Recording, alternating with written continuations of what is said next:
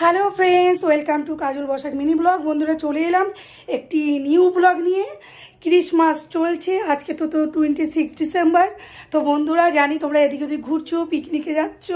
তো এখনও অবধি আমি পিকনিকে কোথাও অ্যাটেন্ড করিনি। তো আমার খুব ইচ্ছে করছে পিকনিকে যাওয়ার জন্য।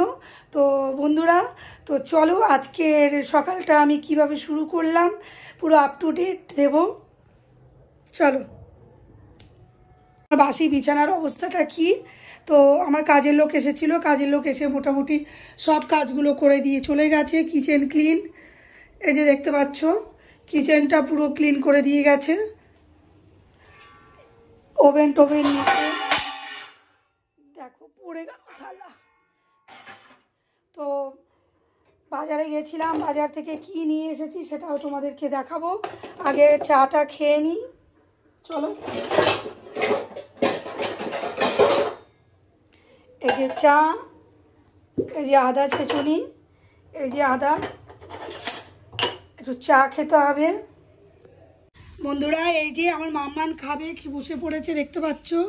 মাছ ভাজা খাবে না, মাছ ভাজা খাওয়া বারণ। এই যে ও চিকেন স্টু দিয়ে ভাত এবার খাবে। কে খাবে মাছ ভাজা? এই যে বন্ধুরা একটা মাছ ভাজা খাচ্ছি।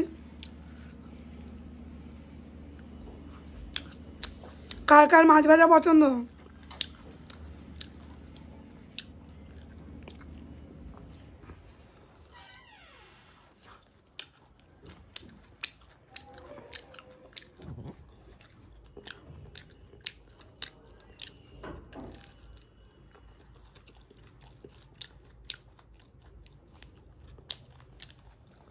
মাছ খাবে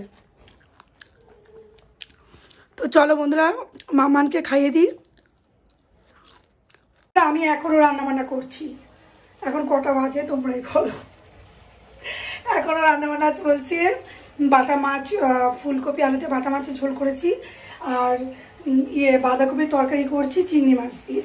তো আজকে রান্নাবান্না হচ্ছে মাম্মানের চিকেন স্টু দিয়ে। মাম্মানকে আমি খাইয়ে দিয়েছি। তো এখন বিছানাটা একটু পরিষ্কার করব। শীতের মানে বিছানা না কম্বল টম্বলে ভর্তি হয়ে যায়। তো চলো, বাঁধাকপি চিংড়ি মাছ দিয়ে হচ্ছে, কাঁচা লঙ্কা দিয়ে করছি। এখনও কালারটা আসেনি, কালারটা পরে আসবে।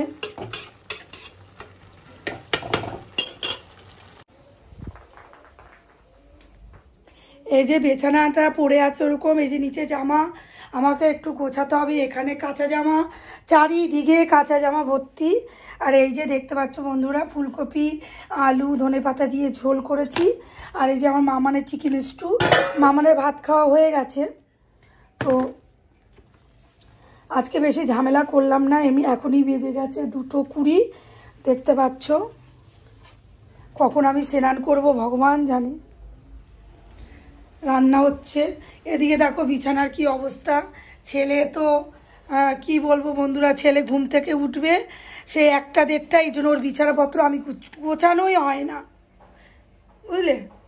এই ঘরে আগে আমি ঘুমাতাম, তারপরে এখন ছেলে শোয়।